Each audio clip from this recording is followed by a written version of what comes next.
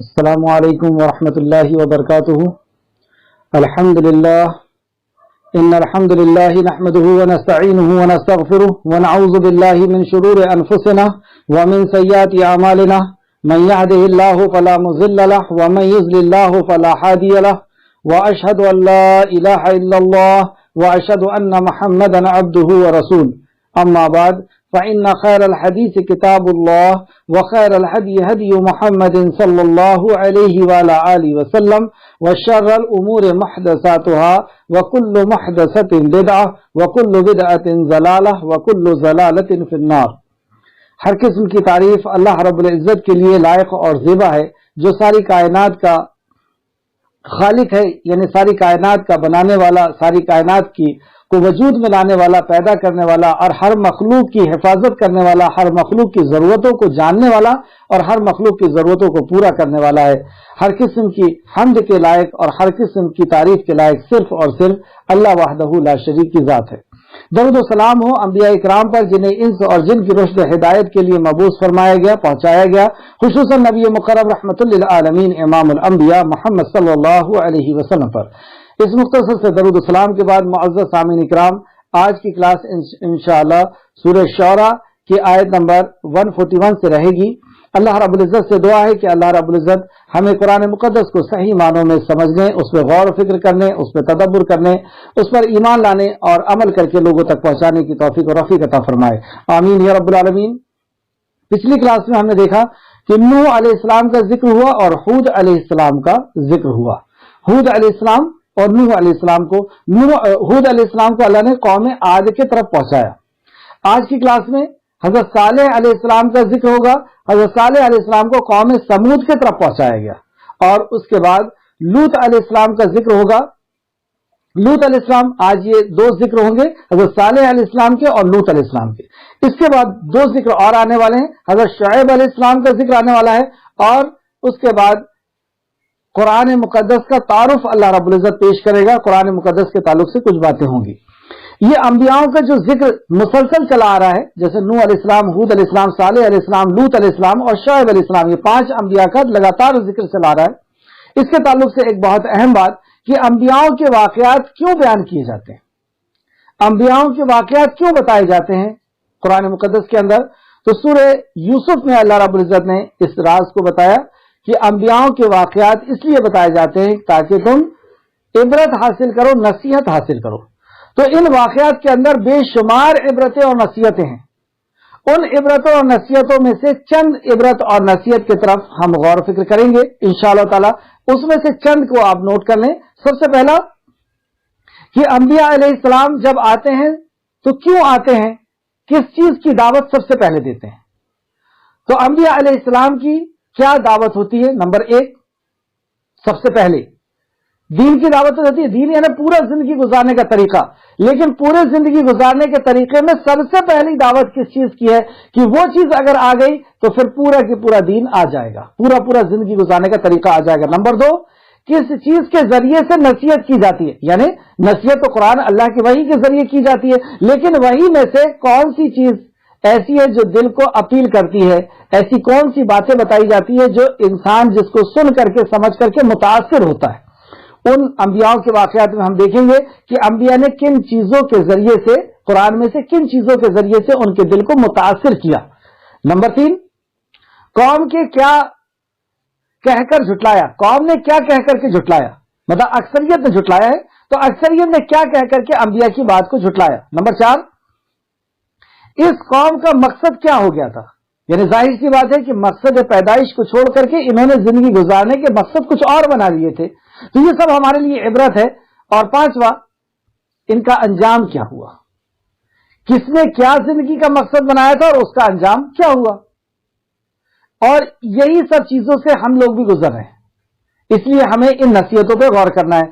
پچھلی جو کلاس تھی، یعنی کل کی کلاس تھی نوح علیہ السلام اور ہود علیہ السلام کے تعلق سے، تو اس میں ہم دیکھتے ہیں کہ ہود علیہ السلام نے سب سے پہلی جس چیز کی دعوت پیش کی، یعنی ان کے اندر جو سب سے بڑی برائی تھی اس کو ٹارگیٹ کیا شرک سے، اور شرک کی نفی کی اور توحید کی دعوت پیش کی۔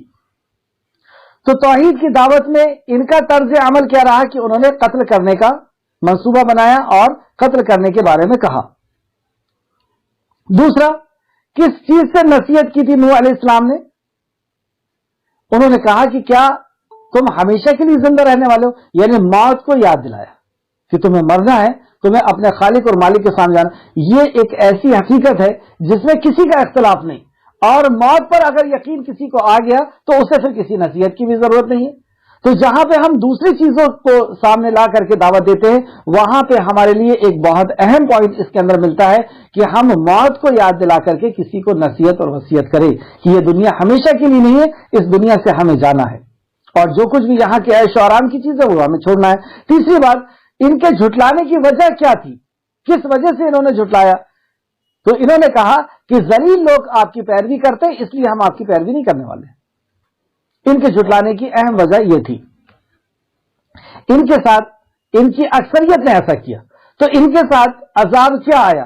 अल्लाह रब्बुल इज्जत इनसे इस कदर नाराज हुआ, इस कदर गजबनाक हुआ कि इनके सहित पूरी दुनिया को डुबा दिया, और इन्हें डुबा डुबा करके इनका नामो निशान, इनके महलात का, इनके घरों का, इनकी बस्तियों का, इनकी हर चीज का नामो निशान अल्लाह रब्बुल इज्जत ने मिटा दिया। आप समझ सकते हैं कि इस शिर्क से अल्लाह रब्बुल इज्जत किस कदर गजबनाक होता है, किस कदर नाराज होता है। दूसरा, हूद अलैहिस्सलाम के ताल्लुक से हम देखते हैं। हूद अलैहिस्सलाम को कौम आद की तरफ भेजा गया, आद कौम की तरफ भेजा गया। इन्होंने सबसे पहले किस चीज की दावत दी? इन्होंने भी सबसे पहले शिर्क की नफी की और तौहीद की दावत दी, तौहीद की तरफ बुलाया और शिर्क का इनकार किया। तो सबसे पहले हर अंबिया की दावत जो है वो तौहीद यानी अकीदा हुआ करती है, ईमान हुआ करती है। दूसरा ये कि इन्होंने किस चीज से नसीहत की, यानी हूद अलैहिस्सलाम से किस चीज से नसीहत की? तो अल्लाह की जो नेमतें अल्लाह रब्बुल इज्जत ने उन्हें अता की है, उन नेमतों को याद दिलाया। ये भी हमारे लिए दिल को ये बहुत बहुत अपील करती है। जब हम किसी मधु को दावत दें तो या तो उसकी मौत को याद दिलाएं, हमारी मौत को, कि हमें दुनिया में हमेशा नहीं रहना है। दूसरी चीज हमें ये पता चली कि इंसान को ये चीज भी बहुत अपील करती है कि उसके खालिक और उसके मालिक ने उसे क्या क्या दिया है। उसे कान, आंख, दिल दिया, सूरज, चांद, जमीन और आसमान दिया, और बेशुमार नेमतें हम उनको गिना सकते हैं कि ये तुम्हारे खालिक ने तुम्हें दिया है, और ये याद दिलाई। और उन्हें अजाब को भी याद दिलाया, अजाब के बारे में भी डराया, और नूह अलैहिस्सलाम ने भी अजाब के बारे में डराया था, वहां पे आप उसको नोट कर सकते हैं। तो अजाब के बारे में डराया। लेकिन इसके बाद तीसरा पॉइंट, वजह क्या थी इनके झुटलाने की? शिर्क, हूद को क्यों झुटलाया गया? तो हूद अलैहिस्सलाम को झुटलाने की वजह हूद अलैहिस्सलाम की कौम ने, यानी कौम आद ने, यह बताई कि अल्लाह के पैगाम को उन्होंने कहानी किससे समझा और झुटला दिया, यानी कुरान का इनकार कर दिया। पहली कौम ने कि ये जलील लोग आपकी इताअत और फर्माबरदारी करते हैं, इस वजह से हम नहीं करेंगे। यानी बेबुनियाद आप जहां पर भी देखेंगे कि अंबिया को झुटलाने की, आखिरत को, अल्लाह को झुटलाने की, कुरान को झुटलाने की जो वजह ये पेश करते हैं, ऐसी हल्की वजह, ऐसी बेबुनियाद वजह पेश करते हैं जिसका कोई भी मीनिंग नहीं निकलता। तो ये यहां पे कहते हैं कि अल्लाह के पैगंबरों को झुटलाने की या इस दीन को झुटलाने की वजह वो कहते हैं कि ये तो पिछले लोगों की कहानियां, यानी कुरान को इन्होंने झुटला दिया। इनसे शिर्क, अच्छा ये कौन कौन से जुर्म करते थे? तो ये शिर्क के अलावा भी एक जुर्म करते थे, और वो था इंसानियत के ऊपर जुल्म, क्योंकि अल्लाह ने इन्हें पावरफुल बनाया था, ताकतवर बनाया था, इसलिए ये अल्लाह के लोगों के ऊपर जुल्म करते थे। इनको किस कदर मजबूत बनाया था अल्लाह रब्बुल इज्जत ने कि ये कौम पत्थर को तराश करके घर बनाया करती थी, महलात बनाया करती थी, ऐसी ताकतवर। इनका मकसद क्या था जिंदगी गुजारने का? तो इनका मकसद बड़े बड़े महलात बनाना, बेमकसद जिंदगी कि कोई मकसद नहीं है, तो बड़े बड़े महलात बना रहे हैं, उसी पर रश्क कर रहे हैं, उसी पर शान बढ़ा रहे हैं, और उसी पर अपनी जिंदगी को लगा रहे हैं, अपनी कौम की जिंदगी को भी उसी पर लगा रहे हैं कि बड़े बड़े महलात बनाओ, बस यही जिंदगी है। तो ऐसे इन लोगों के शिर्क से और ये जुल्म इंसानियत के ऊपर जो कर रहे थे, इससे अल्लाह रब्बुल इज्जत इस कदर गजबनाक हुआ कि इनके ऊपर जो अजाब अल्लाह रब्बुल इज्जत ने नाजिल किया वो एक हवा का अजाब था। हवा पहुंची जो ज़र्रात को लेकर के पहुंची थी, और इन ज़र्रात में इन्हें डुबा दिया गया और हर तरीके से इनको तहस नहस कर दिया गया, हर तरीके से इनको तहबाला कर दिया गया, तबाह और बर्बाद कर दिया गया। आज की क्लास में हज़रत सालेह अलैहिस्सलाम का जिक्र होगा, और उसमें भी हम देखेंगे कि सालेह अलैहिस्सलाम की क्या दावत थी और किस अंदाज में आपने नसीहत पेश की, और वजह उनके झुटलाने की क्या हुई थी, اور اسی طریقے سے اس کی قوم نے اپنی زندگی کا کیا مقصد سمجھ لیا تھا اور پھر ان کو کس طریقے سے عذاب میں آ لیا جنہوں نے اپنی زندگی کے مقصد کو اللہ کے مقصد کے علاوہ کسی اور مقصد سے جی لیا تھا۔ اللہ رب العزت ان ساری وصیت اور نصیحتوں پر ہمیں غور و فکر کرنے اور اپنی زندگی کے اندر جو اللہ رب العزت نے نصیحت پیش کی ہے اپنی زندگی کے اندر اس کو لانے کی توفیق و رفیق عطا فرمائے، آمین یا رب العالمین۔ اعوذ باللہ من الشیطان الرجیم۔ کذبت ثمود مرسلین، جھٹلایا رسولوں کو، سمود نے رسولوں کو جھٹلایا۔ سمود یہ ایک قوم کا نام ہے اور ان کے طرف جو رسول بھیجے گئے تھے وہ حضرت صالح علیہ السلام ہے۔ تو رسولوں کو جھٹلایا یعنی ایک رسول کا جھٹلانا سارے رسولوں کو جھٹلانا ہے۔ جب ان کے بھائی صالح نے ان سے کہا، جیسے پچھلی آیتیں گزری ہیں سیم ویسی ہی آیتیں ہیں، سیم ویسی ہی دعوت ہے، یعنی انبیاء کا دعوت کا پیٹرن اللہ رب العزت بتا رہا ہے کہ ایک جیسا رہا ہے، اور انبیاء کے اندر کوالٹیاں جو خوبیاں تھی وہ بھی ایک جیسی رہی ہے، اور انہوں نے قوم کو جس انداز میں سمجھایا وہ انداز بھی ایک جیسے تھے۔ آپ دیکھیں نوح علیہ السلام نے جب بات شروع کی وہی انداز، ہود علیہ السلام نے وہی انداز، صالح علیہ السلام وہی انداز، لوط علیہ السلام وہی انداز، شعیب علیہ السلام وہی انداز۔ تو ہم اس انداز سے ہٹ کر کے کسی اور انداز سے دعوت دیں گے، اس اصول سے ہٹ کر کے کسی اور اصول سے دعوت دیں گے تو ہماری دعوت جو ہے وہ کارگر نہیں ہوگی، اور یہاں تک کہ اگر ہم نے نبی کریم صلی اللہ علیہ وسلم کے اصول سے ہٹ کر کے دعوت دی تو وہ دعوت بھی قبول نہیں کی جائے گی۔ شخص اسلام کے اندر آ جائے لیکن ہمیں اس کا اجر نہیں ملے گا اگر ہم نبی کریم صلی اللہ علیہ وسلم کے طریقے سے ہٹ کر کے دعوت دیں گے۔ تو سب سے پہلی جو دعوت ہے وہ ہمیشہ عقیدے کی دعوت اور توحید کی دعوت رہی ہے۔ تو جب ان کے بھائی صالح نے ان سے کہا کیا تم اللہ سے ڈرتے نہیں، یعنی جو اللہ کی بغاوت کر رہے ہو اللہ کا کسی اور کو دے رہے ہو، کیا تمہیں ڈر نہیں لگتا اللہ رب العزت سے؟ بلا شبہ میں تمہارے لیے امانت دار رسول ہوں۔ تو ایک داعی کی سب سے بڑی صفت کہ وہ امانت دار ہوتا ہے، جتنا پیغام اس تک آیا ہے، جتنا علم آیا ہے وہی کہ وہی علم وہ لوگوں تک پہنچاتا ہے، اپنی مرضی سے کہانی کس سے نہیں بیان کیا کرتا۔ تو بلا شبہ میں تمہارے لیے امانت دار رسول ہوں، لہذا تم اللہ سے ڈرو، یعنی ڈرنے والی ذات جو ہے وہ صرف اور صرف اللہ کی ہے، کیونکہ جب تک انسان کے اندر تقوی نہیں آئے گا وہ اللہ رب العزت کی اطاعت اور فرمانبرداری اخلاص کے ساتھ نہیں کر سکتا، یعنی صرف اللہ کی رضا کے لیے نہیں کر سکتا، وہ لوگوں کی رضا کے لیے، دولت کے لیے، فلاح کے لیے تو کرے گا، اور یہ بے بنیاد چیز ہے، اس سے عمل کبھی بھی ختم ہو جاتا ہے۔ تو لہذا تم اللہ سے ڈرو اور میری اطاعت کرو، یعنی اللہ رب العزت نے جو پیغام دے کر کے مجھے بھیجا ہے اس پیغام کی اطاعت کرو، اور میں اس تبلیغ پر تم سے کوئی اجرت نہیں مانگتا، کوئی اجر نہیں مانگتا کہ تم عزت کرو، دولت دو، کوئی اجر نہیں، میرا اجر تو رب العالمین کی طرف ہے، میں اس کا رسول ہوں اور وہی مجھے اس کا اجر دے گا، تم سے میری کوئی لالچ اور کوئی تمنا نہیں ہے۔ یہ ایک جیسی دعوت سارے انبیاء کی یہاں تک رہی ہے۔ اس کے بعد نصیحت کا انداز تھوڑا سا بدلتا ہے۔ کیا تمہیں یہاں چیزوں میں پرامن چھوڑ دیا جائے گا؟ تم کیا سمجھتے ہو کہ اس پرامن زندگی میں تمہیں چھوڑ دیا جائے گا؟ جو جسم ہے اسی جسم کے ساتھ تم رہنے والے ہو، جو گھر ہے اس گھر کے ساتھ تم رہنے والے ہو، جو کاروبار ہے اس کاروبار کے ساتھ تم رہنے والے ہو، جو عمر ہے اس عمر کے ساتھ تم رہنے والے ہو۔ کیا سمجھ رہے ہو تم؟ کیا ہر سانس تمہاری کم نہیں ہو رہی؟ کیا ہر دن تمہارا جسم ڈھل نہیں رہا ہے؟ کیا ہر دن تم موت کے قریب نہیں جا رہے ہو؟ کیا ہر دن تمہاری زندگی کا ایک ایک دن، ایک ایک سانسیں، ایک ایک لمحہ کیا کم ہوتا وہ نظر نہیں آ رہا؟ تو موت کو یاد دلا رہے ہیں۔ تو موت کو یاد دلانے سے، اس کی حقیقت کو بتانے سے انسان کا دل نرم ہوتا ہے اور وہ سمجھنے اور سننے کی طرف آتا ہے۔ یہ ایک حکمت یہاں سے پتہ چلی۔ کیا تم آیت نمبر 146،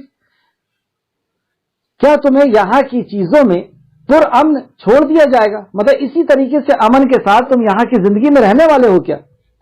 یعنی باغوں اور چشموں میں، یعنی جو تمہاری کھیتی باڑی ہے اور جو نہریں ہیں کیا اس میں تم رہنے والے ہو؟ اور آج ہم بھی سمجھ لیں کہ جس گھر کے اندر ہم رہ رہے ہیں، بیوی بچوں کے ساتھ ہم رہ رہے ہیں، عیش و آرام کے ساتھ ہم رہ رہے ہیں، کیا ایسی ہم رہنے والے ہیں؟ کیا ہر دن ہم موت کے قریب نہیں جا رہے ہیں؟ اور کھیتیوں اور کھجوروں میں جن کے خوشے نرم و نازک ہوا کرتے ہیں، مطلب جو بھی ہمارا کاروبار ہے اس کو ہم بہت پسند کرتے ہیں, بہت محبت کرتے ہیں. تو ان کے کاروبار جو تھے وہ کھیتیاں تھی اور پھلوں کے باغات تھے, اور جن کے پھلوں کے باغات جب وہ پھل جاتے ہیں تو وہ جھک جاتے ہیں, نرم گوشے ہوا کرتے ہیں جو بہت ہی بھلے نظر آتے ہیں اور بہت ہی عمدہ ہوتے ہیں, اور قیمت بھی اس کی اچھی ہوتی ہے اور کھانے میں بھی اچھے ہوا کرتے ہیں. تو کیا تم سمجھتے ہو کہ اس کے ساتھ تم ہمیشہ یہاں پہ رہنے والے ہو اور تم اتراتے ہوئے پہاڑوں سے گھر تراشتے ہو, اور تم نے اپنی زندگی کا مقصد یہی بنا لیا ہے اور کوئی کام نہیں ہے تمہارے پاس, بڑے بڑے محلات کو بنانا اور اس پہ رشک کرنا, اس میں اپنی شان بگاڑنا. آپ دیکھیں جس قوم کو اللہ رب العزت پاور دے دیتا ہے اور بہت دولت دے دیتا ہے, ہمارے ہندوستان کو بھی ہم دیکھ لیں کہ جب بادشاہ یہاں پر تھے تو انہوں نے بھی اپنی زندگی کا مقصد شاید یہی بنا لیا تھا. کوئی علم کے تعلق سے کوئی جستجو اور دین کے تعلق سے کوئی جستجو اور جو ہے پڑھائی کے تعلق سے کوئی جستجو, کسی کو کس طریقے سے ملک کو سنوارا جاتا ہے, اس کو کامیاب کیا جاتا ہے, اس کے طرف سے کوئی خیال نہیں. بس اونچائی پہ جا کر کے, کبھی نہروں کے پاس جا کر کے, کبھی سمندروں کے پاس جا کر کے محلات بنانا, بڑے بڑے محلات بنانا. کیوں, کیا وجہ ہے اس کی؟ تو اور تم اتراتے ہوئے پہاڑوں سے گھر تراشتے ہو, پہاڑوں کو کاٹ رہے ہو, اتنی مصیبت والے کام کر رہے ہو اور بڑے بڑے گھر تراشتے ہو. چنانچہ تم اللہ سے ڈرو اور میری اطاعت کرو. کیا پتہ چلا کہ اپنی مرضی سے زندگی گزارنے کا طریقہ نہیں بنانا ہے, اللہ کے نبیوں کی اطاعت کرنا ہے.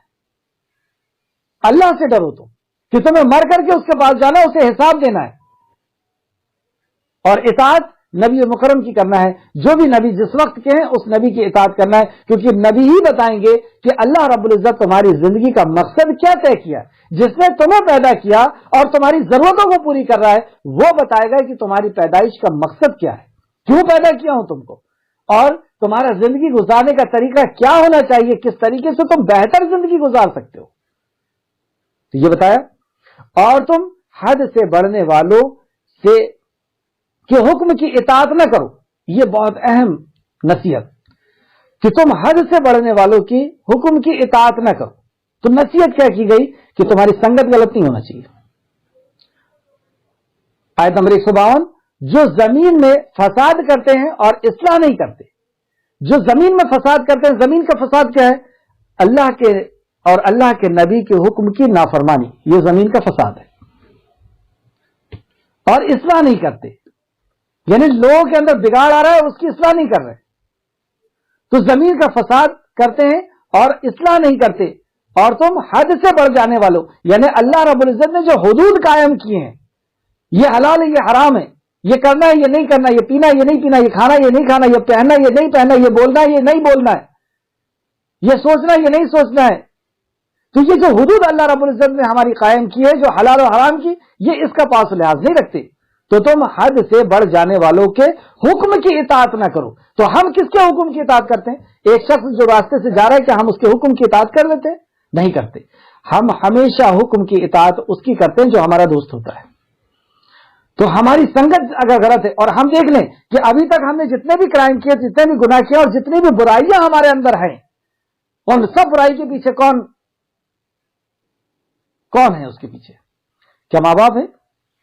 کیا ہمارے استاد ہیں؟ ہمارے اندر جو بھی برائیاں آئی ہیں وہ ہماری سنگت سے آئی ہے. اس لیے جہنم میں جہنمی جب جائے گا تو کیا کہے گا؟ فلانن خلیلا, کہ کاش میں نے فلانے کو دوست نہ بنایا ہوتا. یہ دوست ہی تھا جس نے وقت پر آ کر کے اللہ رب العزت کے کلام سے, اللہ کے حکم سے, اللہ کی نصیحتوں سے بھٹکا دیا.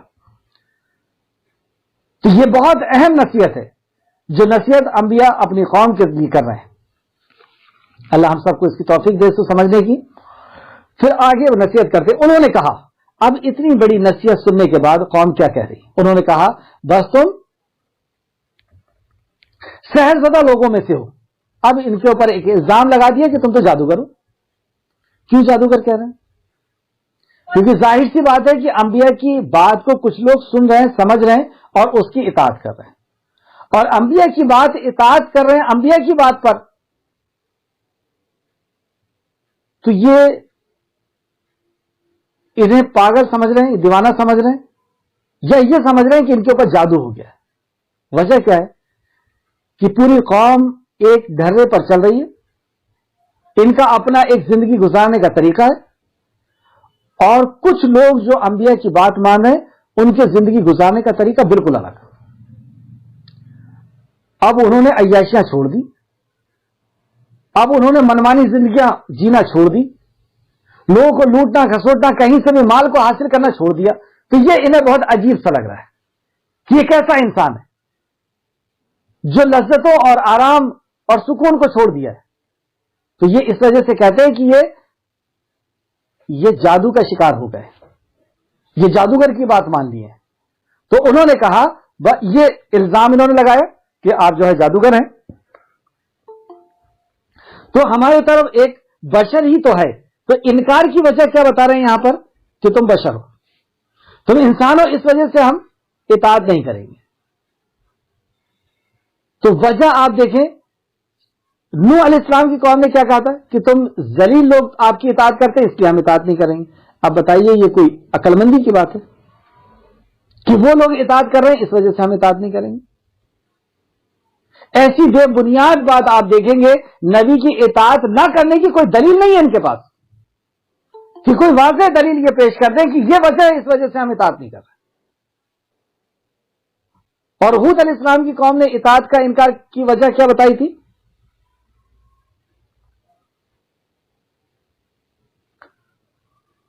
اور یہاں پر آپ دیکھیں کہ یہ اطاعت کی وجہ اطاعت نہ کرنے کی وجہ جو یہ بتا رہے ہیں, وجہ یہ بتا رہے ہیں کہ آپ بشر ہیں, اس وجہ سے ہم اطاعت نہیں کریں گے. اور ہود علیہ السلام کی قوم نے جو اطاعت نہ کرنے کی وجہ بتائی تھی کہ یہ جو آپ بیان کر رہے ہیں یہ قصے اور کہانیاں ہیں, مطلب اللہ کے کلام کا انہوں نے انکار کر دیا تھا. تو یہاں پہ آپ دیکھتے ہیں کہ تمہارے طرف ایک بشر ہی تو ہے, لہذا اگر تم سچوں میں سے ہو تو کوئی نشانی پیش کرو. اگر آپ واقعی اللہ کے نبی ہیں تو دلیل پیش کریں, نشانی پیش کریں. یعنی وہ معجزے کا مطالبہ کر رہے تھے کہ آپ اللہ کے نبی ہیں, ساری کائنات کے خالق اور مالک کے نبی ہیں. تو یہ ایک بڑی سی چٹان ہے, اور اس چٹان بہت بڑی چٹان تھی, ایک پہاڑ میں ایک بہت بڑی چٹان تھی.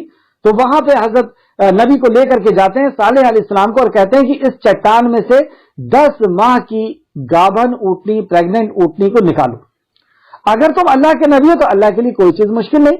وہ سورج چاند زمین و آسمان کا بنانے والا ہے, وہ انسان اور جانوروں کو بنانے والا ہے, وہ پیڑ پودوں کو, ہر مخلوق کو کی حفاظت کرنے والا, ضرورت پوری کرنے والا ہے. واقعی اگر تم اس کے طرف سے نبی اور رسول ہو تو اللہ سے یہ دعا کرو, اور اللہ کے لیے کوئی مشکل نہیں, ہم سب ایمان لے کر کے آ جائیں گے. تو صالح علیہ السلام نے دعا کی, اور وہ جو تھی چٹان پھٹی, اور وہاں سے ایک اونٹنی جو 10 ماہ کی گابن اونٹنی تھی, پریگننٹ اونٹنی تھی, وہ اس میں سے نکلی. اور دوسری ایک اور اس کی علامت یہ تھی کہ وہ جو اس دور میں جو نسل تھی اونٹوں کی, وہ اس اونٹوں کی نسل سے بالکل الگ تھی. اس کا ڈیل ڈول, اس کی خوبصورتی, اس کا دودھ, اس کا بچہ, یہ سب بالکل الگ تھے. کئی لوگ اس سے فائدہ اٹھاتے تھے اس کے دودھ سے. تو ایسی چیز اللہ رب العزت نے نکالی تاکہ ان کو کچھ کہنے کے لیے نہ رہے. یہ حیران ہو گئے کہ یہ تو نسل ہے ہی نہیں اونٹوں کی, اتنا خوبصورت, اتنا تندرست, اتنا بڑا اور اتنا دودھ دینے والا. اور یہ ہمیں اچھا وہ دیکھ بھی رہے ہیں کہ ایک بہت بڑی چٹان پھٹ رہی ہے, اور اس میں سے جیسا انہوں نے مطالبہ کیا کہ 10 ماہ کی ہونا چاہیے تو 10 ہی ماہ کی گامن اٹھنی نکل رہی ہے, اور پھر وہ بچے کی ولادت کرتی ہے, اور اس کے بعد وہ دودھ سے سیراب ہوتے ہیں. تو اتنے بڑے معجزے کو دیکھ کر کے بھی چند لوگوں نے اسلام لایا, چند لوگوں نے نبی پہ بیعت کیا, یعنی اسلام قبول کیا, اور اللہ رب العزت کے مطیع اور فرمانبردار ہوئے, نبی کے مطیع اور فرمانبردار ہوئے. لیکن اکثریت نے انکار کر دیا. تو اسی کے تعلق سے اللہ آگے فرماتا ہے, صالح نے کہا یہ اونٹنی ہے, مطلب یہ اونٹنی اللہ رب العزت کی طرف سے معجزے کے طور پہ پیش کی گئی ہے, اللہ نے دلیل کے طور پہ پیش کیا ہے. ایک دن اس کی پینے کی باری ہے, اور ایک مقررہ دن میں تمہارے جانوروں کے پینے کی باری ہوگی. یہ صحت مند تھی, بڑی تھی, اور اس کی خوراک بھی الگ تھی. تو اللہ رب العزت کے ذریعے سے یہ طے کر دیا گیا کہ جس دن یہ پانی پیے گی آپ کی اونٹنیاں نہیں پیے گی, اور جس دن آپ کی اونٹنی پیے گی وہ یہ نہیں پیے گی. تو اللہ رب العزت کی زمین ہے, اللہ رب العزت کا پانی ہے, اللہ رب العزت کی غذا ہے, یہ غذا کھاتے رہے گی اور پانی پیتے رہے گی. ہمارا تو اس میں کچھ نہیں جا رہا تھا, یعنی اس قوم کا تو اس میں کچھ نہیں جا رہا تھا. تو اللہ رب العزت نے صرف ان سے یہ مطالبہ کیا, لیکن یہ اونٹنی ان کی آنکھوں میں کھٹک رہی تھی, کیونکہ اس کو دیکھ کر کے کئی لوگ اسلام میں آ گئے تھے. جیسے آج قرآن کو سن کر کے, قرآن کو پڑھ کر کے, قرآن میں تدبر کر کے لوگ اسلام میں آ رہے ہیں اور قیامت تک آتے رہیں گے, کیونکہ یہ اس امت کا معجزہ ہے. اس لیے قرآن بھی لوگوں کے آنکھوں میں کھٹکتا ہے. تو وہ کیا کرتے ہیں, قرآن کے تعلق سے کہتے ہیں کہ ہر کتاب پڑھنا ہے, لیکن قرآن کو نہیں پڑھنا ہے سمجھ کر کے, اس کو بغیر سمجھے پڑھو. یہ قرآن کھٹک رہا ہے. ہمارے اسکولوں کے اندر ہر قسم کی کتابیں, ہر قسم کی اسٹوریز ہوا کرتی ہیں, لیکن ہم کبھی ہماری توفیق نہیں ہوتی کہ ہم اسکول میں جا کر کے کہیں کہ آپ ایک سبجیکٹ جو ہے وہ قرآن کو سمجھنے کا بھی شروع کریں. اور بلکہ اس کے اندر لوگ عیب نکال رہے ہیں, کھٹک رہا ہے. تو اسی طریقے سے یہ معجزہ ان کو کھٹک رہا تھا. یہ اونٹنی جبکہ اس سے فائدہ اٹھاتے تھے, آج قرآن سے قوم نے جو فائدہ اٹھائی ہے عقل حیران ہے. آپ دیکھ لیں 1450 سال سے کس کس چیز کی ایجاد ہوئی ہے اس قرآن کو سن کر کے, پڑھ کر کے, اس قرآن سے ریسرچ کر کے کیسی کیسی نعمتیں اللہ رب العزت نے ہمیں عطا کیا ہے. فائدہ اٹھا رہے ہیں, لیکن اس کے بعد بھی کھٹک رہا ہے, کیونکہ اس کے ذریعے سے لوگ اسلام میں آ رہے ہیں. تو ایسی اس اونٹنی کھٹکنے لگی, اور کیا کرتے ہیں وہ, اور اسے پھر انبیاء بتاتے ہیں کہ اسے بری نیت سے نہ چھونا, اور تمہیں بہت بڑے دن کے عذاب آ پکڑے گا اگر تم نے اس اونٹنی کو ختم کرنے کی کوشش کی, بری نیت سے اسے چھوا, اسے تکلیف پہنچائی, اسے ختم کرنے کی کوشش کی, تو تمہیں بہت بڑے عذاب سے دوچار ہونا ہوگا. چنانچہ آیت نمبر 157, چنانچہ انہوں نے اس کی ٹانگوں کو کاٹ ڈالا, پھر وہ نادم ہوئے. پھر کیا کیا انہوں نے, ایک پلان بنایا, اور اس پلان کے تحت کچھ لوگ اکٹھا ہوئے, اور جب اونٹنی اس طرف سے گزر رہی تھی تو اس کے پیر پہ مار کر کے اور اسے ہلاک کیا. ایک روایت کے مطابق یہ ہوا کہ اسے ہلاک کر دیا, اور اس کے بچے کو بھی ہلاک کرنے کی کوشش کی. جب صالح علیہ السلام کو یہ بات پتہ چلی کہ اونٹنی کے ساتھ ایسا کیے ہیں, تو صالح علیہ السلام بہت زیادہ غمگین ہوئے. اونٹنی کے پاس آئے اور اس کو دیکھ کر کے بہت بے تحاشا رونے لگے. یہ تم نے کیا کیا, یہ اللہ رب العزت کا معجزہ تھا, یہ اللہ رب العزت کی طرف سے نشانی تھی میرے نبوت ہونے, نبی ہونے کی, اور اللہ کے رب ہونے کی. یہ دین اللہ کا دین ہونے کی یہ نشانی تھی. تم نے اس کے ساتھ یہ ظلم کیا, اور یہ ایسا ظلم ہے کہ اب تم عذاب کے مستحق ہو جاؤ گے. تو بہت زیادہ آپ رنجیدہ ہوئے, اور آخر کار اللہ رب العزت کی پکڑ ان کے اوپر آئی. تو اب یہاں سے یہ بھی پتہ چل رہا ہے کہ جب تک اللہ رب العزت کا کوئی نبی نہیں آتے ہیں اور حجت پوری نہیں ہوتی ہے, تب تک اللہ رب العزت عذاب نازل نہیں کرتا. کسی قوم کے اوپر اگر اللہ عذاب نازل کرتا ہے تو پہلے حجت پوری کرتا ہے, یعنی نبی کو پہنچاتا ہے. آیت نمبر 158, تو انہیں عذاب نے آ پکڑا, بے شک اس میں عظیم نشانی ہے, اور ان کی اکثریت ایمان لانے والی نہیں. یہ کتنی بھی نشانیاں دیکھ لیں, سورج کا جل کر کے ختم ہونا, نہ ختم ہونا دیکھ لیں, بغیر بیم بغیر کالم کے آسمان کو ٹکا ہوا دیکھنا دیکھیں, زمین کو ایک وقت مقرر کے حساب سے یہ اڑ رہی ہے, کہیں سفر کر رہی ہے, ایسے بڑے بڑے معجزے دیکھ رہے ہیں یہ روزانہ, لیکن اکثریت ایمان لانے والی نہیں. اپنی پیدائش کو دیکھ رہے ہیں کہ کیسے حقیر نطفے سے اللہ رب العزت نے انہیں پیدا کیا, کیسے انہیں کان, آنکھ اور دل دیا, کیسے انہیں دماغ دیا, دماغ کی نسوں کے بارے میں, جسم کے اندر جو اعضاء ہیں اور جسم کے, اللہ اکبر, اگر غور کریں تو عقل حیران ہے. لیکن یہ معجزے کو دیکھ کر بھی اللہ فرماتا ہے کہ اکثر ایمان لانے والے نہیں. تو اس کو ایمان نہیں لائے, اور اللہ نے فرمایا کہ یہاں پہ ہم نے انہیں عذاب میں ملوث کیا. تو ان سے ایسا غضبناک ہوا اللہ رب العزت, ایسا ناراض ہوا اللہ رب العزت کہ انہیں کس طریقے سے عذاب دیا کہ ایک زلزلہ آیا, اور زلزلہ طاری ہوا, اور ایک چیخ نکلی, اور اس چیخ سے ان کا دل پھٹ گیا. اللہ اکبر, ایسا سخت ناراض ہوا اللہ نے کہ زلزلے سے زمین, ظاہر سی بات ہے کہ زلزلے سے زمین ہلتی ہے, پھٹتی ہے, اور اس سے ایک چیخ نکلی بہت زور سے, اور اس چیخ کی دہشت سے ان کا دل پھٹ پڑا, اور ان کی زندگی کے چراغ کو اللہ رب العزت نے مٹا کر کے ختم کر دیا.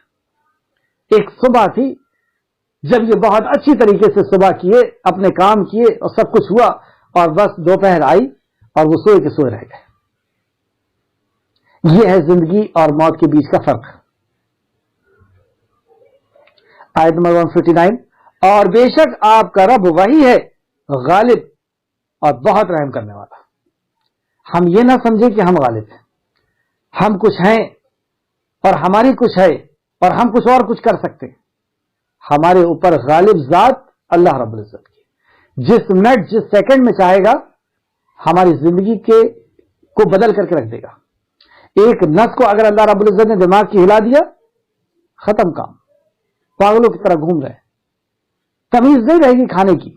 گھوڑے میں آپ نے دیکھا ہوگا کہ جو پاگل ہو جاتے ہیں وہ گھوڑے سے چیزوں کو اٹھا کر کے اپنے جسموں میں بھرتے رہتے ہیں، چیزوں کو اٹھا کر کے کھاتے رہتے ہیں، انہیں تمیز نہیں کیا کھانا ہے کیا نہیں کھانا، کیا پینا ہے کیا نہیں پینا۔ کیا کیا اللہ رب العزت نے؟ بس ایک نس کو ہلا دیا۔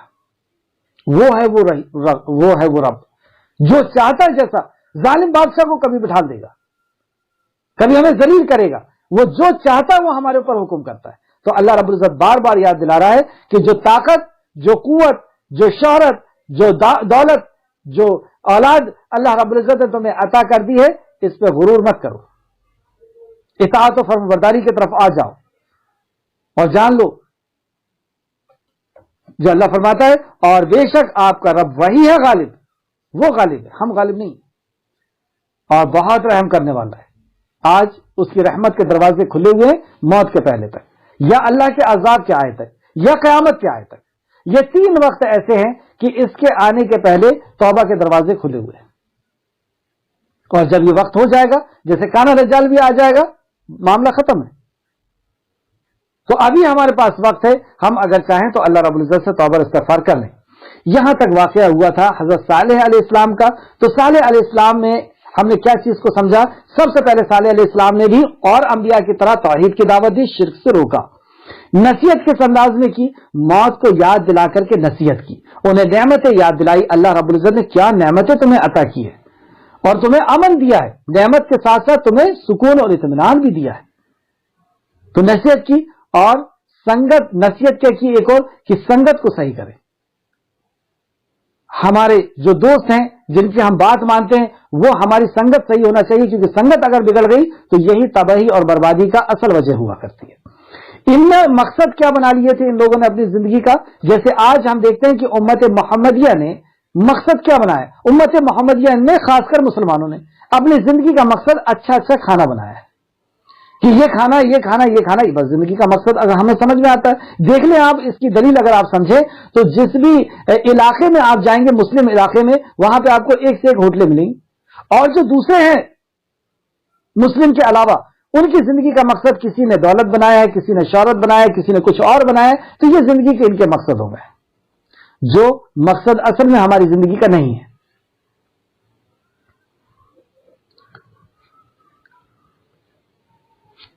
اور وجہ کیا تھی ان کے انکار کی؟ انہوں نے نبی کے انکار کی ایسی کھوکھلی وجہ پیش کی کہ آپ بشر ہیں اس لیے ہم ایمان نہیں لائیں گے، آپ انسان ہیں اس لیے ہم ایمان نہیں لائیں گے۔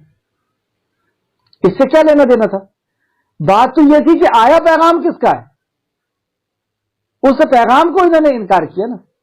تو اللہ رب العزت ان سے کیسا غضبناک ہوا کہ ایک زلزلہ بھیجا، اور اس زلزلے سے ایک چیخ نکلی اور ان کے دل پھٹ کر کے اور ان کو تباہ اور برباد کر دیا گیا۔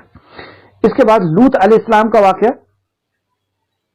لوط علیہ السلام جو لوط بن حران بن آزر یعنی حضرت ابراہیم علیہ السلام کے چچا زاد بھائی ہیں، یعنی چچا بیٹے یعنی بھتیجے، حضرت ابراہیم علیہ السلام کے بھتیجے ہیں، اور انہوں نے حضرت ابراہیم علیہ السلام کے اوپر ایمان لایا تھا۔ یہ ایک بڑی قوم جو سمود کے ارد گرد آباد ہے وہاں پر پہنچائے گئے تھے، ایک بہت بڑی قوم کی طرف بھیجے گئے تھے، اور جو قوم بہت زیادہ اللہ رب العزت نے جن کو عیش و آرام سے نوازا تھا، ان کے جسم کو بھی اللہ رب العزت نے بہت مستحکم اور مضبوط بنایا تھا، اور بھی نعمتیں اللہ رب العزت نے انہیں نوازی تھی۔ ان نعمتوں کو پا کر کے اور ان کے اندر برائیاں آئی، اور ایک ایسی عجیب و غریب برائی ان کے اندر آئی کہ ایسی برائی یعنی ایسی فاحش برائی پہلی بار اسی قوم نے اس برائی کو جنم دیا، یہ برائی اسی قوم سے پیدا ہوئی تھی، اور یہ بدترین بے حیائی تھی۔ انسانیت کے اندر جو بے حیائیاں ہیں کہ کم کپڑے پہننا، بری باتیں کرنا اور برے انداز سے رہنا، ان برائیوں میں سب سے بدترین برائی تھی۔ اور یہ کیا تھی؟ یہ ہم جنس اپنی جنسی خواہشات کو، ہم جنس یعنی ایک مرد سے اپنی جنسی خواہش کو پوری کرتا تھا۔ تو اس قوم کی طرف اللہ رب العزت نے لوط علیہ السلام کو پہنچایا۔ آیت نمبر 160، قوم لوط نے رسولوں کو جھٹلایا۔ قوم لوط نے لوط علیہ السلام کو جھٹلایا تھا، لیکن ایک نبی کا جھٹلانا اصل میں سارے انبیاء کا جھٹلانا ہے۔ اس لیے یہاں پر بھی اللہ رب العزت نے اسی انداز میں بیان فرمایا کہ اس نے بھی اپنے رسولوں کو جھٹلایا جب ان سے ان کے بھائی لوط نے کہا کیا تم اللہ سے ڈرتے نہیں؟ مطلب اللہ رب العزت کے حق کسی اور کو دیتے ہو، اللہ کا حکم نہیں مانتے ہو، اللہ کا حلال و حرام کو نہیں مان کر کے کسی دوسرے کے حلال و حرام کو، یعنی اپنے نفس کے حلال و حرام کو تم مانتے ہو، یعنی شرک کرتے ہو اور یہ ایسی بدتمیزی والا عمل کرتے ہو، تو کیا تمہیں اللہ کا ڈر نہیں لگتا کہ اللہ رب العزت پکڑ لے گا؟ کیا تم اللہ رب العزت کو اصل میں غالب نہیں مانتے اپنے اوپر کہ وہ غلبے والا ہے تمہارے جسم کے اوپر، تمہاری زندگی کے اوپر، تمہاری عیش و آرام کے اوپر؟ غلبہ اس کا ہے، زمین اس کی ہے، حکم اس کا چلے گا۔ وہ جب چاہے گا تم سے زمین کو چھین لے گا، جب چاہے گا تم سے راحت اور آرام کو چھین لے گا، وہ جب چاہے گا تم سے تمہارے جسموں کو چھین لے گا۔ تو کیا تمہیں ڈر نہیں لگتا؟ بلا شبہ میں تمہارے لیے امانت دار رسول ہوں، میری امانت کے تعلق سے تم دیکھتے بھی ہو، تو میں امانت دار رسول ہوں، جو حکم میرے طرف آیا ہے اتنا کہ اتنا حکم میں تمہارے تک پہنچاتا ہوں، لہذا تم اللہ سے ڈرو اور میری اطاعت کرو۔ وہی حکم کہ ڈر اللہ رب العزت کا ہونا چاہیے، تقوی جب تک نہیں آئے گا جب تک اطاعت بھی نہیں آ سکتی۔ اور میں اس تبلیغ پر تم سے کوئی اجر نہیں مانگتا، اجرت نہیں مانگتا ہوں، میرا اجر تو رب العالمین کے ذمہ ہے، میں تو اپنا اجر صرف اور صرف رب الکائنات سے ہی مانگنے والا ہوں۔ قوم کیا کہتی ہے؟ آیت نمبر 165، کیا تم اچھا پھر اور انبیاء کہتے ہیں، مطلب لوط علیہ السلام اور انہیں وصیت اور نصیحت کرتے ہیں۔ پہلے تو شرک کے تعلق سے انہیں بتایا، سمجھایا اور نبوت کے بارے میں بتایا کہ میں ہی اللہ رب العزت کا نبی ہوں، اور اپنے نبوت کی دلیل بھی پیش کر دی۔ اب ان کی دوسری برائی کو گنا رہے ہیں کہ یہ بھی برائی تمہارے اندر ہے، اور وہ کیا تھی؟ کیا تم جہانوں کے مردوں کے پاس نہیں جاتے؟ یعنی اپنی جنسی خواہش پوری کرنے کے لیے یہاں پہ انہوں نے کہا کیا تم جہانوں کے مردوں کے پاس آتے ہو؟ بولے جہانوں کے مردوں کے پاس تم کیوں آتے ہو؟ اپنی جنسی خواہش کو پوری کرنے کے لیے تم جہانوں کے مردوں کے پاس آتے ہو، اس قدر بے حیائی۔ اور تم اپنی بیویوں کو چھوڑ دیتے ہو جنہیں تمہارے رب نے تمہارے لیے پیدا کیا ہے۔ دیکھیے کیا انداز ہے اللہ رب العزت کا۔ یہاں پہ یہ نہیں کہا کہ عورتوں کو اس کام کے لیے پیدا کیا، کیونکہ عورتیں نہیں ہیں اس کام کے لیے، اس کام کے لیے تمہاری بیویاں ہیں، تمہاری بیوی یا تمہاری بیویاں ہیں، دوسرے کی بیوی دوسرے کی بیویاں نہیں، دوسرے کی بہن دوسرے کی بیٹیاں نہیں۔ یہ حلال عورتیں بھی تمہارے لیے اس وقت ہوں گی جیسے مرد حلال نہیں ہے مرد کے لیے، اسی طریقے سے کوئی بھی عورت حلال نہیں ہے کسی مرد کے لیے، تمہاری بیوی تمہارے لیے حلال ہے، ایک ہو، دو ہو، تین ہو، جیسے مسلم شریعت میں 4 کا کہا اجازت دی گئی ہے اگر تم انصاف کر سکتے ہو تو۔ اور تم اپنی بیویوں کو چھوڑ دیتے ہو جنہیں تمہارے رب نے تمہارے لیے پیدا کیا، یعنی جنسی تشکیل کے لیے، جنسی خواہشات کو پورا کرنے کے لیے اجازت صرف بیوی سے، اور وہ تمہاری بیوی، نہ مرد سے اور نہ کسی دوسری کی بیوی سے یا بہن بیٹی سے، بلکہ تم لوگ حد سے گزر جانے والے ہو۔ یہ بات ہے حد سے گزرنے والی، اور جو بھی اللہ رب العزت کے حدود کو پامال کرے گا اس کے حدود کو بھی پامال کر دیا جائے گا اللہ رب العزت کی طرف سے، اللہ کی طرف سے بھی اس کو تہ و بالا کر دیا جاتا ہے۔ تو بلا شبہ تم حد سے گزر جانے والے لوگ ہو۔ انہوں نے کہا، اب یہ جب وصیت اور نصیحت کی گئی قوم کو تو وہ کیا جواب دیتے ہیں نبی کو؟ یہاں پہ آپ دیکھیں گے کہ جب انسان کی آزادی کے اوپر گرفت کی جاتی ہے، جو منمانی زندگی وہ جی رہا ہے اس کی طرف جب گرفت کی جاتی ہے، تو جو واقعی اللہ رب العزت کو جاننے اور سمجھنے والا ہے، جو اپنی زندگی کے مقصد کو اور زندگی ہمیشہ کی زندگی نہیں ہے اس بات کو سمجھنے والا ہے، وہ تو پکڑ لیتا ہے بات کو، لیکن اکثریت اس طریقے سے جواب دیتی۔ انہوں نے کہا، اے لوط اگر تو باز نہ آیا، مطلب یہ دعوت سے اگر تو نہ رکا، باز نہ آیا تو یقیناً تو نکال دیے جانے والوں میں سے ہوگا، یعنی ہم تمہیں اس شہر سے، اس علاقے سے بھگا دیں گے۔ اللہ اکبر، کیا جرم تھا ان کا؟ انہوں نے یہی کہا نا کہ جو تمہارا رب ہے تم اس کی عبادت کرو، اور تمہاری بھی تو بیوی ہے یا تمہاری بیٹی ہے، اس کا حق نہیں دیا جا رہا، تم اپنی بیوی کا بھی حق نہیں دے رہے، دوسرے لوگ تمہاری بیٹی کا حق نہیں دے رہے، دوسرے لوگ تمہاری بہن کا حق نہیں دے رہے۔ تو جو جس چیز کے لیے پیدا کیا گیا ہے وہ اس کام کو کرے، یہی بہتر ہوگا۔ لیکن یہ آزادی ان کو چھننا لگا، اور اس کے اوپر اگر آپ غور کریں تو یہ ہر وہ بد کردار شخص جس کے اندر جو جنسی خواہشات کو حرام طریقے سے پورا کرتا ہے، وہ ایک دن جا کر کے یہاں پہ اٹکتا ہے۔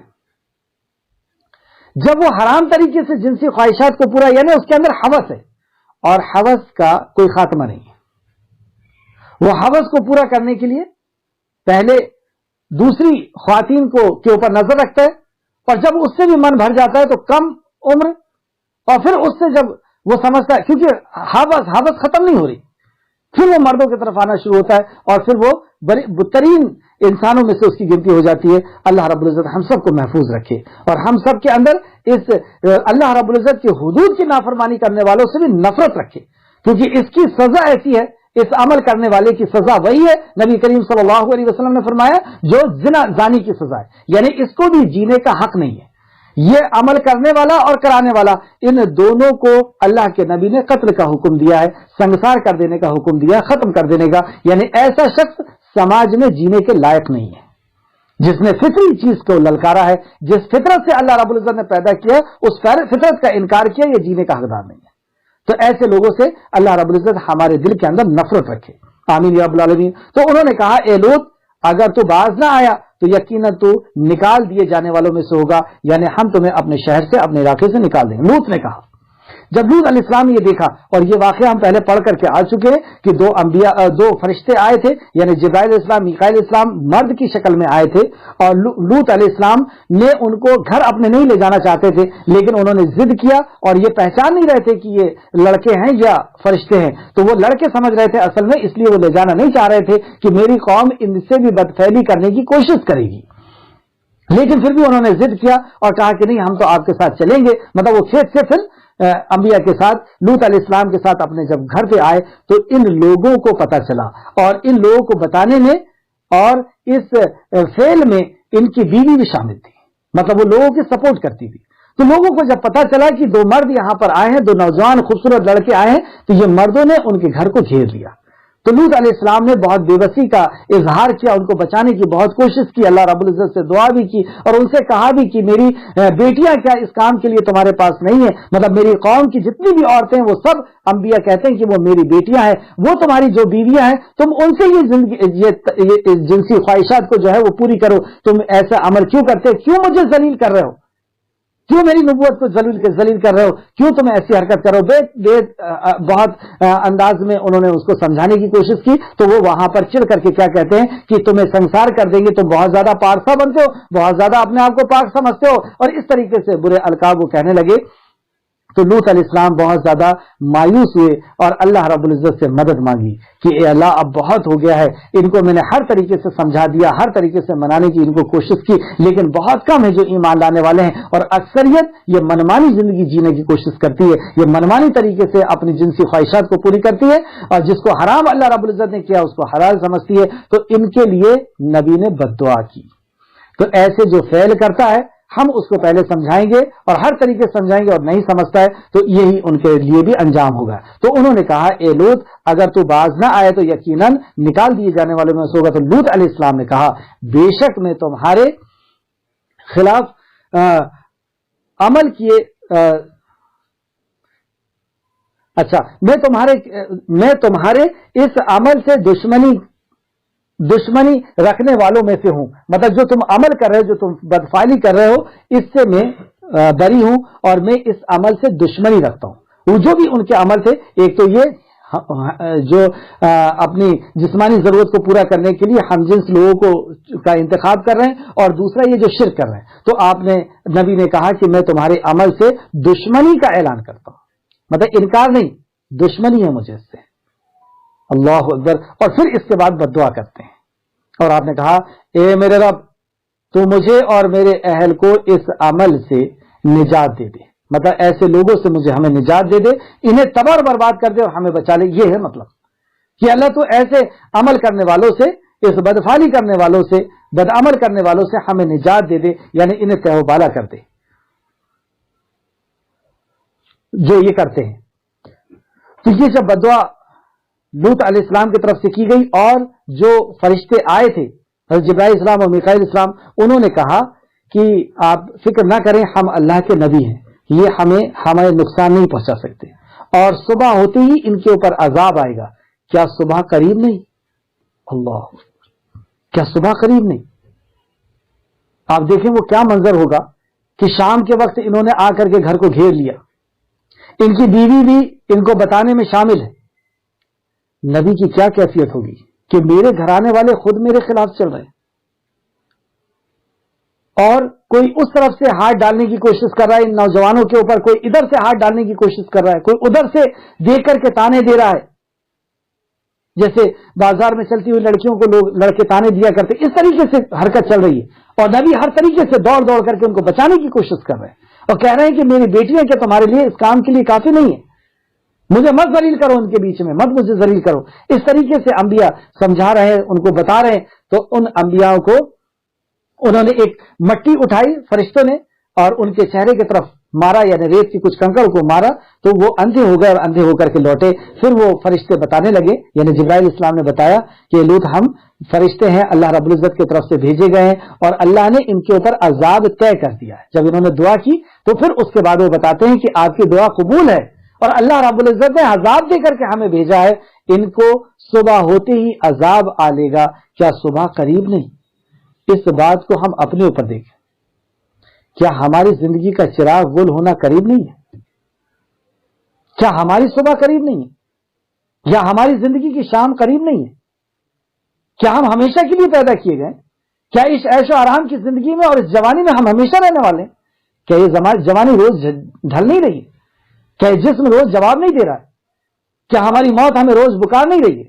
کل کا سورج میرے اوپر نکلے گا یا میری قبر کے اوپر نکلے گا، کوئی نہیں جانتا. ہمارا کفن مارکیٹ میں آ کر کے رکھا ہوا ہے، ہمارا ڈولا مسجد میں تیار ہے، اعلان کرنے والے نہلانے والے ہر کوئی تیار ہے. کیا ہماری صبح قریب نہیں ہے؟ تو ہمیں اپنے عمل کا جائزہ لینا ہوگا کہ وہ جو صبح ہے، وہ صبح ہمارے لیے کیا پیغام لے کر کے آ رہی ہے. وہ جو فرشتہ آنے والا ہے، وہ فرشتہ کون سا آنے والا ہے؟ کیا وہ خوشخبری لے کر کے آنے والا ہے، یا وہ بدبختی کا، ہماری جو زندگی کی بدبختی ہے اس کا اعلان لے کر کے آنے والا ہے؟ اللہ ہم سب کو محفوظ رکھے. تو اس انداز میں فرشتوں نے آپ کو تسلی دی کہ کیا صبح قریب نہیں؟ کر لینے دو ان کو، رات میں جو کچھ کر رہے ہیں کر لینے دو. تو چنانچہ ہم نے اسے اور اس کے سب اہل کو نجات دی. یہاں پہ غور کرنے والی بات کہ ہم نے اسے اور اس کے اہل کو نجات دی، جبکہ اہل میں تو بیوی بھی ہوتی ہے، لیکن یہ اہل میں نہیں گری جا رہی کیونکہ یہ نبی کو ماننے والی نہیں، یہ ایمان والی نہیں. تو ایمان والا اہل میں کہلاتا ہے، بھلی اس کی نسبت خاندانی نسبت ہو یا نہ، خونی نسبت ہو یا نہ. جیسے ایک صحابی تھے نبی کریم صلی اللہ علیہ وسلم کے، فارس کے رہنے والے، سلمان فارسی. سلمان فارسی کے اوپر بھی نبی کریم صلی اللہ علیہ وسلم نے چادر ڈالی تھی، تو سلمان فارسی کو بھی اس میں لیا تھا اور کہا تھا یہ بھی میرے اہل بیت میں سے. تو جو ایمان والے ہیں، یہاں پر آپ اگر غور کریں قرآن کی آیت میں، تو چنانچہ ہم نے اسے اور اس کے سب اہل کو نجات دی. تو یہ سب اہل میں ایمان والے تھے، اور ان کی بیوی بھی اس میں نہیں تھی، سوائے ایک بڑھیا کے. اللہ فرماتا ہے آیت نمبر 171 میں، سوائے ایک بڑھیا کے کہ جو پیچھے رہ جانے والوں میں سے تھی. تو اللہ رب العزت نے حکم دیا کہ اپنے ایمان والوں کو لے کر کے نکل جاؤ، اور جب تم نکل جاؤ گے تو اللہ رب العزت کا عذاب آئے گا. کس کے اوپر؟ وہ بچے ہوئے لوگوں کے اوپر، کیونکہ وہ تمہارے مطیع اور فرمانبردار نہیں. اور جب ان کے اوپر عذاب آئے گا، وہ چیخیں گے اور چلائیں گے، تو تمہیں پلٹ کر کے نہیں دیکھنا ہے، کیا وجہ ہوگی اس پلٹ کے نہ دیکھنے کی؟ ہم اگر کوئی قوم کے اوپر عذاب آ جائے یا کسی انسان کو نقصان ہو جائے تو ہم اس کے اوپر ترس کھا کر کے اس کی طرف دیکھتے ہیں کہ ارے یہ اتنا برا ہو گیا.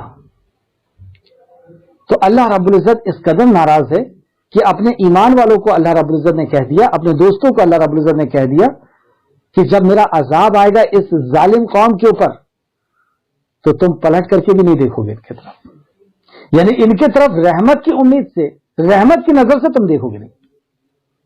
اسی طریقے سے جب حدود نافذ کی جاتی ہے تو اس حدود پہ ترس کھانے والا بھی, اس کے لیے بھی سخت وعید ہے.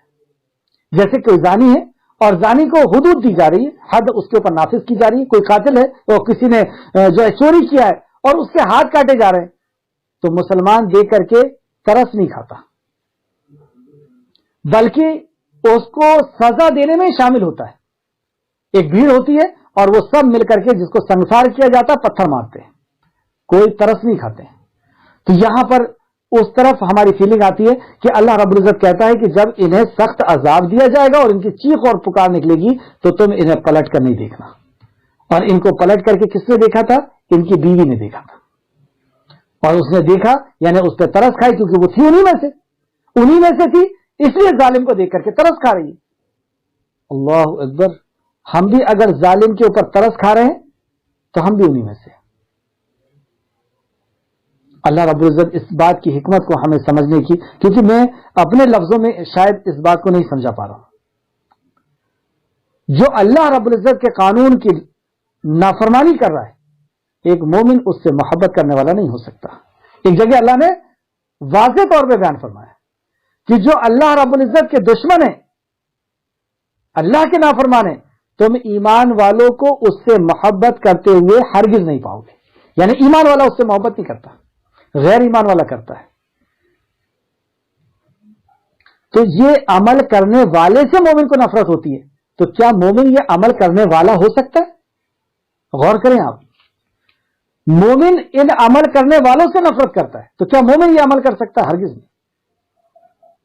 تو سوائے ایک بڑھیا کے جو پیچھے رہ جانے والوں میں سے تھی, پھر ہم نے دوسروں کو ہلاک کر دیا. تو ہم نے دوسروں کو ہلاک کر دیا, مطلب ایمان والے بچے اور غیر ایمان والوں کو اللہ رب العزت نے تباہ اور برباد کر دیا.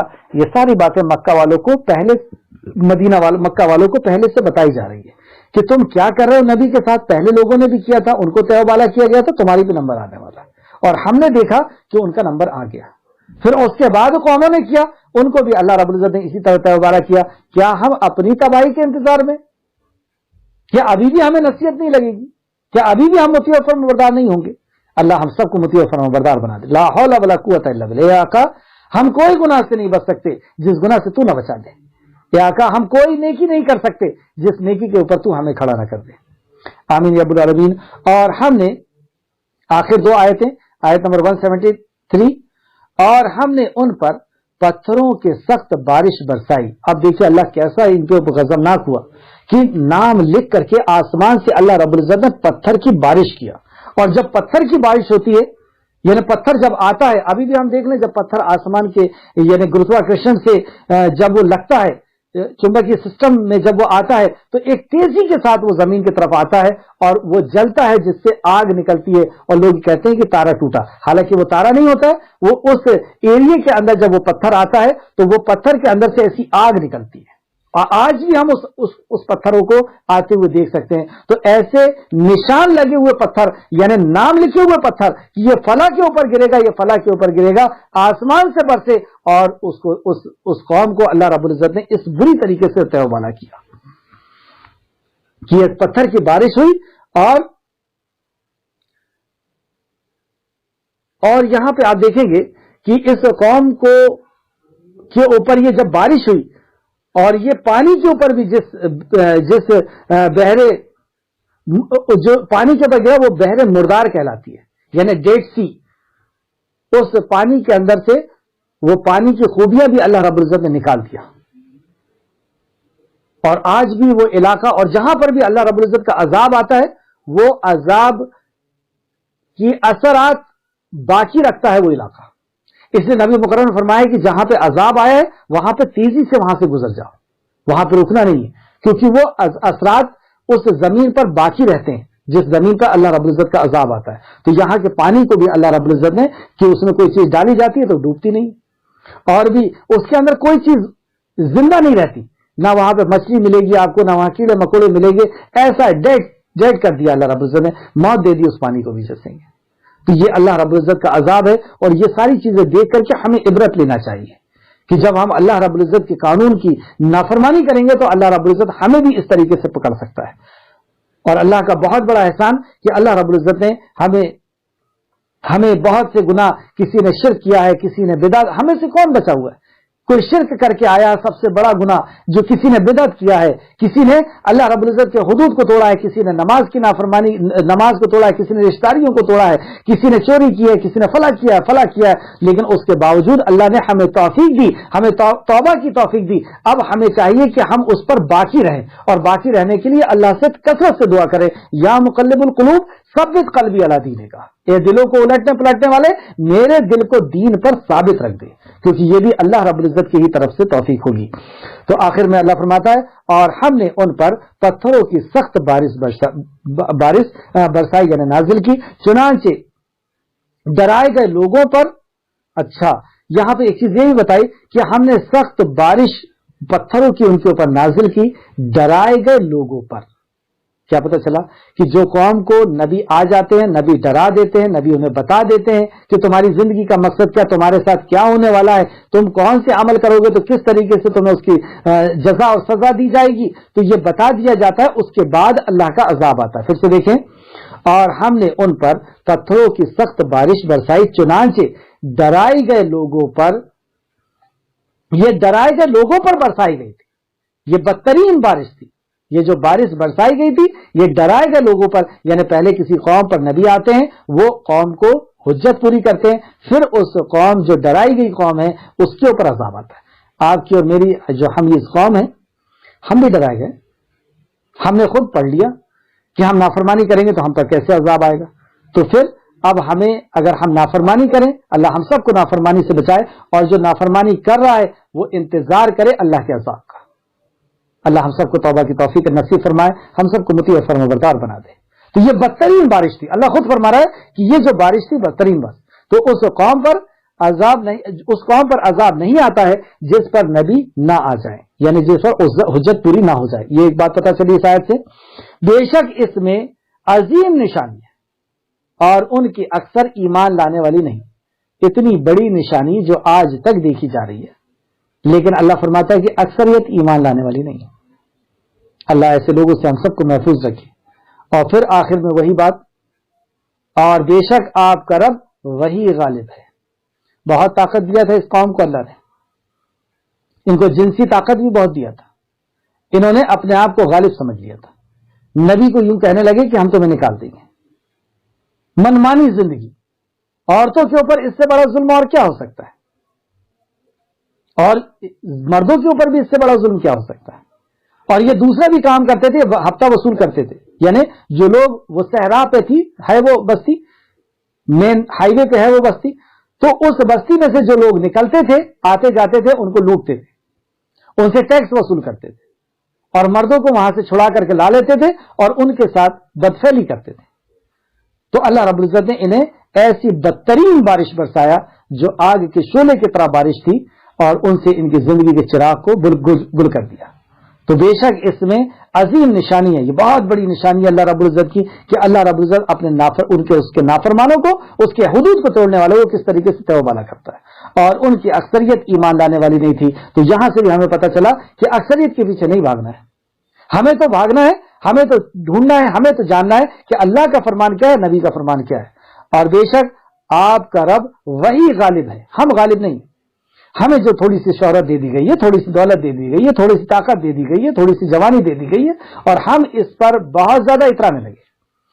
ہم بھول گئے کہ ہمارا خالق کون ہے, ہمیں پیدا کس نے کیا, کون ہماری دھڑکن کو چالو کرتا ہے, کون ہمیں آکسیجن دیتا ہے, کون ہمیں پانی دیتا ہے, کون ہمیں زمین سے غلہ نکال کر کے دیتا ہے, کون ہماری عمر کا, ہماری زندگی کا کس نے متعین کیا ہے, ہماری زندگی کی عمر کو کس نے طے کیا ہے, سب بھول گئے. थोड़ी सी नेमत क्या मिल गई, सब भूल गए। तो अल्लाह रब्बुल इज्जत बार बार याद दिला रहा है कि ये मत भूलो कि गालिब तो अल्लाह रब्बुल इज्जत है। और अगर हम वाकई गालिब अल्लाह रब्बुल इज्जत को जान लें तो डर महसूस होगा। तो अल्लाह आगे क्या फरमाता है, वो बहुत रहम करने वाला है, डरो मत, तौबा कर लो, उस जिंदगी से मुड़ जाओ, उस जिंदगी को बुरा जानो, पलट आओ उस जिंदगी से बेहतर जिंदगी की तरफ, यही तौबा है। तो अल्लाह रब्बुल इज्जत से हम दुआ करते हैं कि अल्लाह रब्बुल इज्जत हम सबको तौबा की तौफीक और रफीक अता फरमाए, सच्ची और खालिस तौबा करने की, और अल्लाह रब्बुल इज्जत को अपना मुती और फरमाबरदार बना लेने की तौफीक नसीब फरमा, आमीन या रब्बुल आलमीन। तो सूरह सालेह अलैहिस्सलाम जो कौम समूद के तरफ भेजे गए थे, उनके ताल्लुक से जो नुकात हमें पता चली, सबसे पहली बात कि इस नबी और हर नबी, अल्लाह ने दूसरी जगह फरमाया कि हमने हर कौम की तरफ एक नबी भेजा, अन अब्दुल्लाह, के अल्लाह की इबादत करो, वस्तनिबु तागूत, और तागूत का इनकार करो। तो हर नबी शिर्क की नफी की दावत लेकर के आए हैं, पैगाम लेकर के आए और तौहीद की दावत को लेकर के आए। इन्होंने नसीहत क्या की थी, इन्होंने लोगों को नरम करने के लिए, लोगों के दिल को नरम करने के लिए मौत याद दिलाई थी कि ये दुनिया में तुम हमेशा के लिए नहीं आए हो और तुम्हें मरना है। दूसरी बात, इन्होंने एक बहुत अजीम बात याद दिलाई थी कि उनको जो अल्लाह रब्बुल इज्जत ने नेमतें अता की है और जो रिस्क अता किया है, जो अमन अता किया है, वो भी उनको याद दिलाया गया था। लूत अलैहिस्सलाम की कौम को नसीहत जो की गई थी वो, और इनकी जिंदगी का जो मकसद था, इनकी जिंदगी का जो मकसद था वो लूट मार करना, जिनसी ख्वाहिश। आप देखें कि ये भी एक जो पैसे वाली कौम है हमारे इलाके की भी, उनकी भी जिंदगी का मकसद बस यही समझ में आता है कि जिनसी ख्वाहिश की तस्कील करना, वो हलाल से हो हराम से हो, भाई ये अल्लाह रब्बुल इज्जत ने पैदा किया है, इसकी जरूरत है, इसको पूरा करना है, और उसके हलाल तरीके भी अल्लाह रब्बुल इज्जत ने बताए। लेकिन ये हलाल और हराम की तमीज किए बगैर अपनी जिंदगी के मकसद को सिर्फ यही समझ लेना कि हम पैदा ही इसलिए किए गए, तो इन्होंने ये मकसद अपनी जिंदगी का लूट मार और जिनसी ख्वाहिश को पूरी करना समझ लिया था, यही इनका मकसद था। और अल्लाह रब्बुल इज्जत ने भी इनको तहवाला कर दिया। तो अल्लाह रब्बुल इज्जत से दुआ है कि जो कुछ भी हमने पढ़ा उस पर हमें मजीद गौर फिक्र करने की तौफीक और रफीक अता फरमाए। आप लोगों के लिए होमवर्क यही है कि ये जो 5 अंबिया के वाकयात बयान किए गए हैं, इनके अंदर जो अहम जो नसीहतें हैं और उसकी तरफ हम गौर करें कि है ना, कि इनका अंबिया को किस लिए भेजा गया था, किस चीज के जरिए से नबियों ने दावत दी थी, इन अंबिया ने उसी जरिए से हम भी दावत देंगे, और कौम ने क्या कह करके झुटलाया था उसके ऊपर भी हमारी नजर होगी कि क्या वजह होती है लोगों के गुमराह होने की, और इसी तरीके से इनकी जिंदगी का क्या मकसद था। अगर मकसद सही था तो ये कामयाब हुए, मकसद अगर खराब था तो मकसद खराब कौन से हुआ करते हैं, क्या सही मकसद हुआ करते हैं, उस पर भी हम लोगों को तवज्जो होगी। और अंजाम के ताल्लुक से कि अच्छे लोगों का क्या अंजाम हुआ, नूह अलैहिस्सलाम के साथ कश्ती में बिठाल करके वो बचा लिए गए, और जो बद लोग थे इस तरीके से लूत अलैहिस्सलाम की कौम में भी लूत अलैहिस्सलाम के साथ वो लोग निकल करके चले गए, अल्लाह ने उन्हें बचा लिया, और जो नाफरमान थे उनके ऊपर ये बारिश हुई और उनकी जिंदगी को तबाह और बर्बाद कर दिया गया। तो इसकी नसीहत के ताल्लुक से हम लोग इनके 5 अंबिया के वाकयात में इन बातों का गौर करेंगे इंशाअल्लाह ताला। अस्सलामु अलैकुम व रहमतुल्लाहि व बरकातुहू।